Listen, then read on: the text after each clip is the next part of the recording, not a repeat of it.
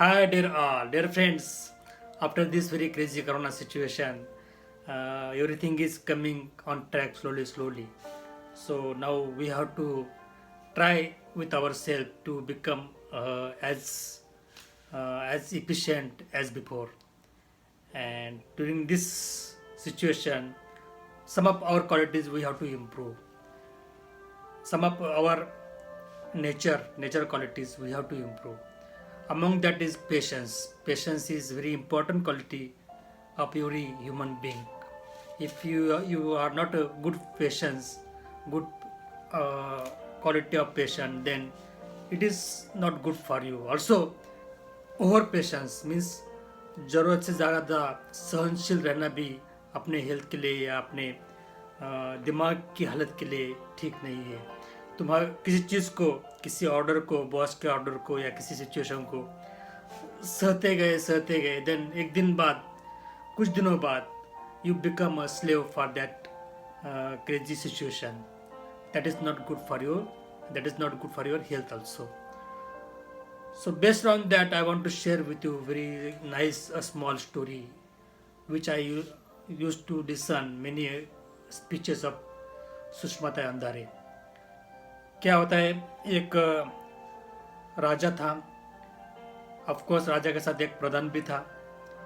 राजा हमेशा एक चिंता में रहता था कि आफ्टर कुछ दिनों के बाद मेरा सरकार जाएगा तो नहीं, मेरा गद्दी हिलेगा तो नहीं.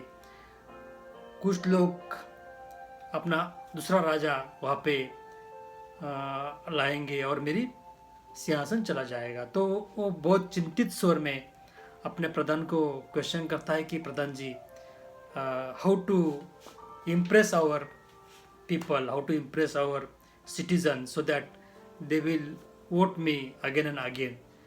हमको नेक्स्ट पीढ़ी में या बहुत सालों तक इस गद्दी में बैठे रहना है तो क्या करना पड़ेगा, कैसे इम्प्रेस करना पड़ेगा अपने प्रजा को.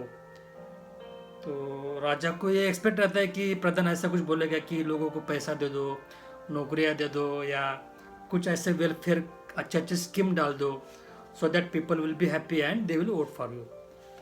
प्रधान जी तो कुछ अलग ही बोलते हैं. प्रधान जी बोलते हैं कि कुछ नहीं करना पर महाराज जी, आपको खाली उनका पेशेंस का लिमिट बढ़ाना है, उनका सहन शक्ति का लिमिट टेस्ट करना है और उसको बढ़ाना है. अगर ऐसा करेंगे तो कुछ पैसा खर्चा करने की ज़रूरत नहीं है. आप सालों साल या कई दिनों तक इस राज के, इस प्रजा के राजा बनकर रहोगे. तो महाराज बोलती है, how it is possible my friend, without any खर्चा करके हुए मैं कैसे रह सकता हूँ. तो प्रधान जी बोलते हैं कि महाराज जी, हम लोग एक एक्सपेरिमेंट करेंगे अपने प्रजा के ऊपर. खाली कंडीशन यही है कि please don't interrupt me in between. राजा बोलता है ठीक है, एज यू विश. तो प्रधान जी नेक्स्ट डे अपने गांव में एक घोषणा कर देते हैं कि हमारे गांव में एक ब्रिज है, जो एक ही ब्रिज है जो कि अपने नगरी और मेन मार्केट से अटैच है.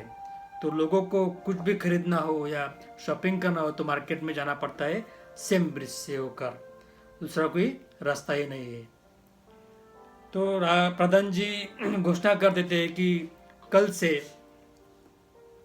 उस ब्रिज से, उस पुल से जो भी गुजरेगा, वो जो भी जाएगा, उसको 10 शर्ती, उस टाइम का यूनिट ऑफ करेंसी शर्ती, सो 10 शर्ती टोल देना पड़ेगा, टैक्स देना पड़ेगा.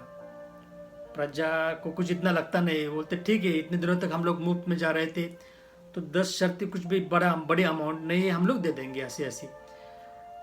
2 महीने के बाद अगेन राजा घोषणा कर देता है कि अभी 10 की जगह पे आपको 20 शर्ती टोल देना पड़ेगा. प्रजा फिर भी सोचती है कि ठीक है, राजा को कुछ ज़्यादा अमाउंट की ज़रूरत है, ज़्यादा पैसे की ज़रूरत है, तो उन्होंने ये घोषणा कर दी है.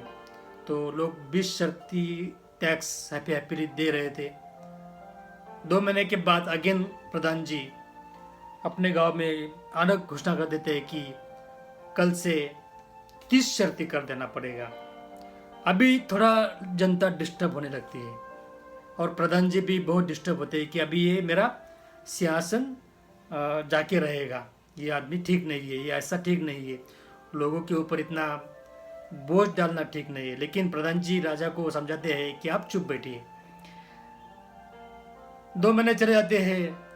2 महीने के बाद अगेन प्रधान जी गांव में दौंडी पिटते हैं या घोषणा कर देते हैं कि अभी अभी आगे कल से सब लोगों को 50 शर्ती टोल देना पड़ेगा, टैक्स देना पड़ेगा, और साथ में जाते वक्त 2 और आते वक्त 2 मुंह पे चप्पल खानी पड़ेगी या बूट खाना पड़ेगा, जोड़े खाने पड़ेंगे, मराठी में बोलते हैं उसको।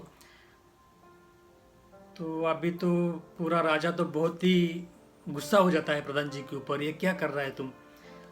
लोग तो अभी गुस्सा हो जाएंगे, अपना मोर्चा निकालेंगे, सिंहासन पे आ जाएंगे और पूरा जनता में रोष फैलेगा।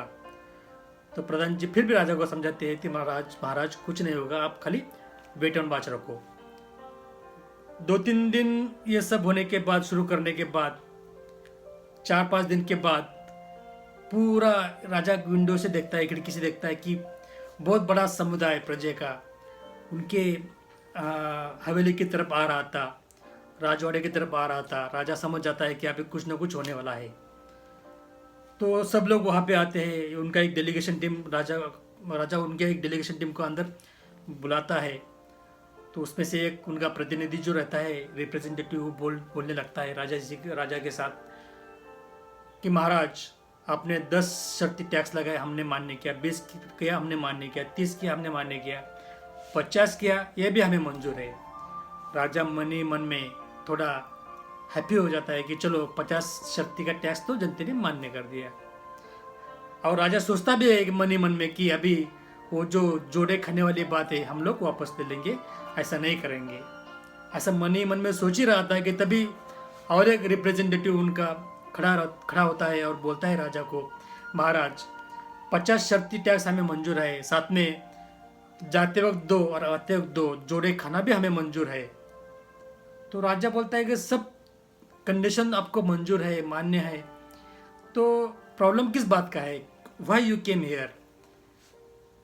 तो वो बड़े अच्छे से वो बोलता है, महाराज ये सब हमें मंजूर है, 50 शर्ती टैक्स देना मंजूर है, जोड़े खाना भी मंजूर है, लेकिन दिक्कत यही है, यहाँ पे आती है, ये जो टैक्स जमा करने वाला, टोल जमा करने वाला आदमी और जोड़े मारने वाला आदमी एक ही है। उससे बहुत क्राउड हो जाता है, भीड़ हो जाती है, और हम मार्केट में डेली लेट पहुंचते हैं, या मार्केट से हम लोग घर में आने को हमको लेट होता है, बहुत ट्रैफिक जाम भी हो जाता है। तो हमारा एक ही डिमांड है, एक ही मांग है कि आप टैक्स जमा करने के लिए अलग आदमी रखो और जोड़े मारने के लिए अलग आदमी रखो, so that it will be easy for us to go market early. तो राजा बहुत आश्चर्यचकित होता था, ये क्या ट्रिक है, मतलब प्रजा की सहन शक्ति इतनी है कि हम लोग कुछ भी करें तो वो मान्य करने लगी है। तो इसका मतलब ये है कि हमारा राज कभी अभी जाएगा ही नहीं है। ऐसा मूर्ख प्रजा अगर किसी राज्य में रहेगी तो गद्दी जाने का सवाल ही नहीं आता है। तो दोस्तों ऐसी हालत अभी इंडिया की भी हो रही है कुछ हद तक। तो कहने का मोरल ऑफ द स्टोरी यह है कि सहनशीलता या पेशेंस कुछ हद तक, कुछ लिमिट तक ठीक है, उसके बाद सहन करना बंद करो, make a noise, so that a king और जो भी आपके सुपीरियर है, बॉस है, come to know that you have a problem to accept his order and he will change in that order. With this theme, I would like to conclude my speech. Hope you understand my point, my views. Thank you very much for listening. Bye.